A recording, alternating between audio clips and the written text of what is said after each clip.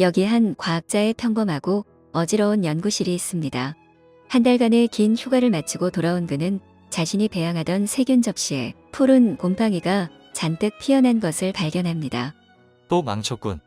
이번 실험도 완전히 실패야. 그는 체념한 듯 그 접시를 쓰레기통에 내던지려 했습니다.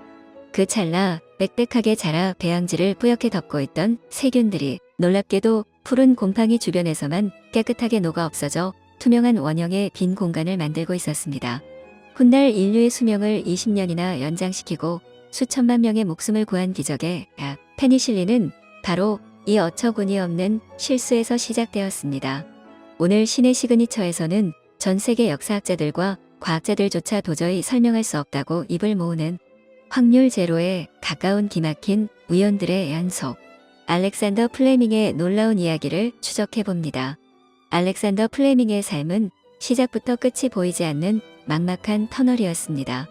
스코틀랜드의 가난한 농장에서 태어나 7살에 아버지를 여의고 런던의 선박회사에서 지루한 서류를 정리하며 희망 없는 20대를 보냈습니다. 그러다 삼촌이 남긴 뜻밖의 유산으로 의대에 진학하게 되는데 그가 수많은 대학 중 하필 세인트 메리 병원을 선택한 이유는 단지 그곳의 수구팀과 시합을 해본 적이 있어서였습니다. 아주 우연한 결정이었죠. 의사가 된 청년 플레밍은 1차 세계대전에 야전병원으로 향합니다. 그곳은 지옥이었습니다. 총상보다 상처를 파고든 세균 감염 때문에 젊은이들이 새카맣게 썩어 들어가며 허무하게 죽어갔습니다. 뼈저린 무력감의 한가운데서 그의 가슴 속에는 아주 뜨거운 연민의 씨앗 하나가 심어졌습니다. 내가 저 세균을 죽일 수만 있다면 이 불쌍한 청년들을 살릴 수 있을 텐데. 전쟁이 끝나고 플레밍은 런던 세인트 메리 병원의 2층 연구실로 돌아옵니다. 그리고 1928년 여름, 그는 세균 접시 뚜껑을 닫지 않은 채 긴 휴가를 떠나는 실수를 범합니다. 그런데 바로 이때부터 도저히 믿을 수 없는 일들이 마치 누군가 치밀하게 계획이라도 한 듯 연달아 일어납니다. 놀랍게도 플레밍이 쓰던 2층 방 바로 아래층에는 하필이면 온갖 종류의 곰팡이를 키우고 있던 학자의 방이 있었습니다. 휴가를 떠나며 무심코 열어둔 2층 창문, 그리고 하필 그 타이밍에 열려있던 1층 창문.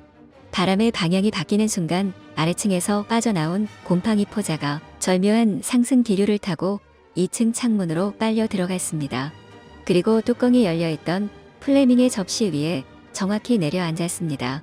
그뿐만이 아닙니다. 푸른 곰팡이는 서늘한 날씨에서만 자라고 세균은 따뜻한 날씨에서만 증식합니다. 놀랍게도 그의 런던의 여름은 유독 서늘했다가 갑자기 불볕더위가 찾아오는 기상 관측 사상 가장 기형적인 날씨를 기록했습니다. 곰팡이와 세균이 싸울 수 있는 절대적인 온도가 맞춰진 것입니다. 수고 시합이라는 우연한 경험에 의한 병원 선택, 절묘했던 1층과 2층의 건물 구조, 기막힌 상승 기류, 기상 이변, 그리고 플레밍의 실수까지. 학자들은 이 모든 것이 동시에 일어날 확률은 100억 분의 1이라고 말합니다. 세상에는 플레밍과 관련해 아주 유명한 일화가 떠돕니다. 가난한 소년 플레밍의 늪에 빠진 어린 윈스턴 처칠을 구해주었고 그 인연으로 처칠 가문이 플레밍의 의대 학비를 대주었으며 훗날 폐렴으로 죽어가던 처칠을 플레밍이 발명한 페니실린이 다시 한번 살려냈다는 이야기입니다. 하지만 놀랍게도 이 감동적인 이야기는 100% 누군가 지어낸 가짜 뉴스입니다.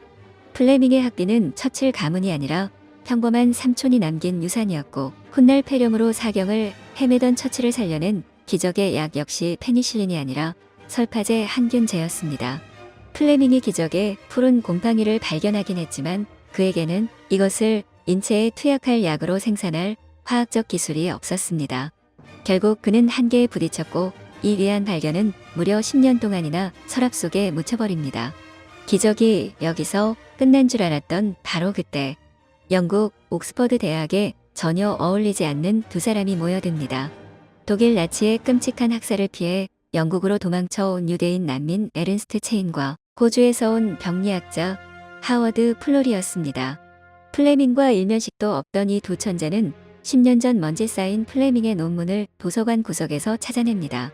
그리고 전쟁의 포화 속에서 연구비가 없어 버려진 요강과 낡은 욕조에 곰팡이를 배양하며 마침내 페니실린을 인체에 직접 투여할 수 있는 약으로 정제해내는 데 성공합니다. 1941년 장미가시에 찔려 폐혈증으로 죽어가던 경찰관 알버트 알렉산더에게 처음 투여되었고 결과는 하루 만에 열이 내리고 상처가 아무는 기적이 일어났습니다. 그러나 준비된 약물이 너무 적어 며칠 뒤 환자는 사망했습니다.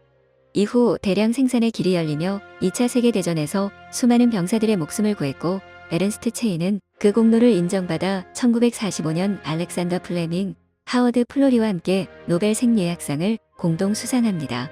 상처로 죽어가는 병사들을 향한 청년 의사의 연민, 유대인 생화학자 청년의 천재성, 호주 출신 병리학자의 추진력, 전혀 다른 삶을 살았던 세 사람의 톱니바퀴가 기적처럼 맞물려 마침내 인류를 구원해낸 것입니다. 여러분, 이 모든 이야기가 과연 단순한 우연이라고 생각하십니까? 아버지를 잃고 방황하던 소년이 하필 기적의 장소인 세인트 메리 병원을 선택한 것.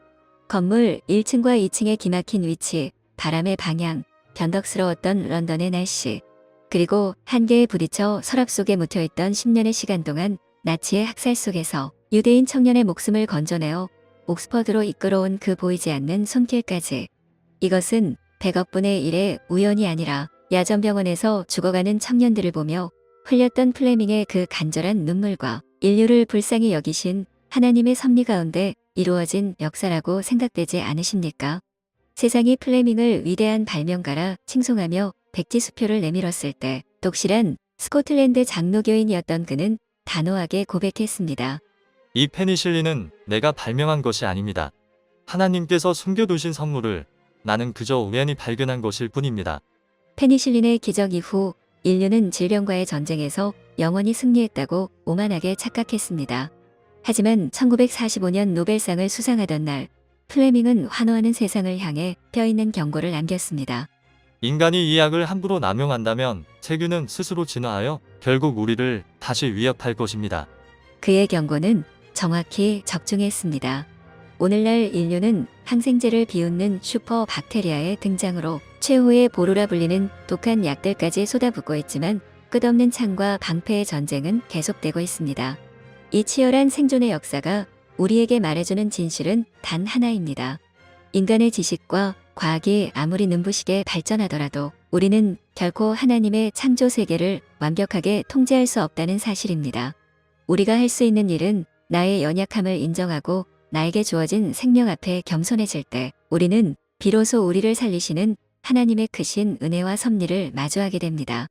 인간은 한계에 부딪히지만 역사를 완성하시는 분은 오직 창조주 한 분이십니다. 가장 겸손한 자리에서 피어난 가장 위대한 섭리의 기록, 신의 시그니처였습니다.